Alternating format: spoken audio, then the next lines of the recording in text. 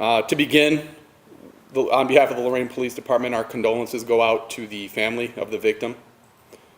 We will cover a quick sort of recap of the actual murder itself so that we can kind of explain to you all the basis for our use and how we investigated it, how we came to ultimately make an arrest, or I should say our partners in North Olmsted with assistance from North Ridgeville PD. So on July 25th, Saturday morning at 7:55, our dispatch received a call that a 67-year-old male had been shot and was unresponsive in an address on G Street in Lorain. Officers went on scene and it was apparent that the male victim, a Robert Lewis, 67 years old, has sustained at least one gunshot wound to the face head area and was apparently deceased upon arrival. Officers became aware from witnesses that a young male left the scene in Mr. Lewis's car prior to officers arriving, and they believed that it may have been a family member of Mr. Lewis's. Through interviews and investigative measures, officers learned that it was likely a 16-year-old grandson of Mr. Lewis who had been staying with him while his parents were out of town. Because information had led us to believe that the suspect had left the scene in Mr. Lewis's registered vehicle, we utilized, obviously, police information to find the registered any vehicles registered to Mr. Lewis and the plate numbers associated with those vehicles. We were able to confirm Mr. Lewis's vehicle that matched the description given by witnesses and the plate number on that vehicle, and we utilized flock technology, or license plate reader camera technology, to get an idea of where the suspect may be, and certainly where the vehicle may be. I should note that we received the call at 7:55 in the morning on Saturday morning. Our officers arrived just prior to 8 a.m. The information was given to our dispatch of the suspect's vehicle at 8:01 a.m. and flock camera inquiries, or flock inquiries, were used to show a path of travel that this vehicle had been taking. It showed that it had gone towards and was at certain times in the cities of Avon Lake, Westlake, North Ridgeville, and ultimately North Olmsted. Our dispatchers got on the line with our partners over in those agencies, made them aware of the incident, made them aware of the situation, and at 8:22 a.m., so now we are roughly 24 minutes after police arrival at the scene, we were contacted and advised that North Ridgeville and North Olmsted PD had that vehicle stopped westbound on 480 near the turnpike due to, again, a flock hit that identified the vehicle.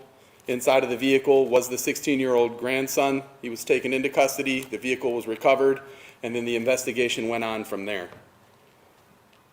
Ultimately, information learned from the investigation and information learned from the investigators on scene caused charges to be brought against the 16-year-old grandson. That young man is still incarcerated at the, detained at the Lorain-County detention home. It's our belief or our understanding that he was arraigned this morning on charges, on multiple charges, the most serious of which would include murder. As I'd mentioned earlier, the case is still, there are still some loose ends that are to be tied up with this case. There's still more work that goes into this case even after an arrest is made, and because of that, we can't always release all the information about a case. Sometimes we want to bring people in the know, but again, investigative integrity is important. I should have probably done this a little bit sooner, but I wanted to introduce Detective Sergeant Jason Oriano. He's the head of our detective bureau. He is not the case officer working this case. However, he is in charge of our detective bureau. So he's here as well, just to make sure that there aren't any inaccuracies in what I'm putting out here to the public. With that being said, I thought it was important to explain that during the interview, the juvenile suspect did offer a confession to the crime. But one of the most important things that I think he mentioned to our investigators was, he said, I expected to be caught, but I didn't expect to be caught so soon or so quickly.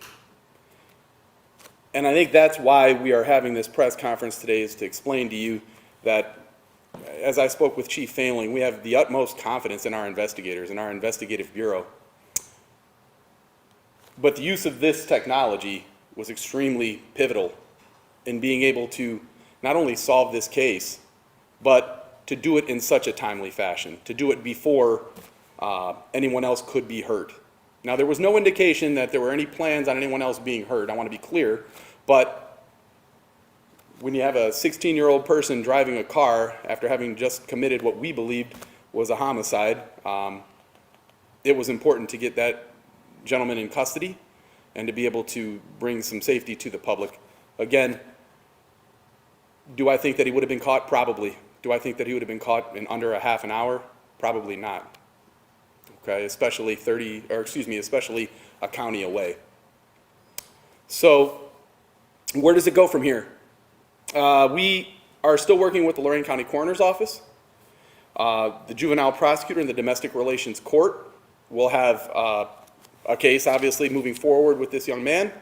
And obviously, our detectives and our detective bureau will be responsible for creating a holistic scene and an account of everything, total 360 here on how everything sort of played out, trying to bring as much clarity as we can and transparency as we can to this situation. So with that, I did want to show our technology is finally up and running again here. When we conduct a search, I'm going to walk around a little bit just to maximize the screen here, and I'll come back over where the microphones are.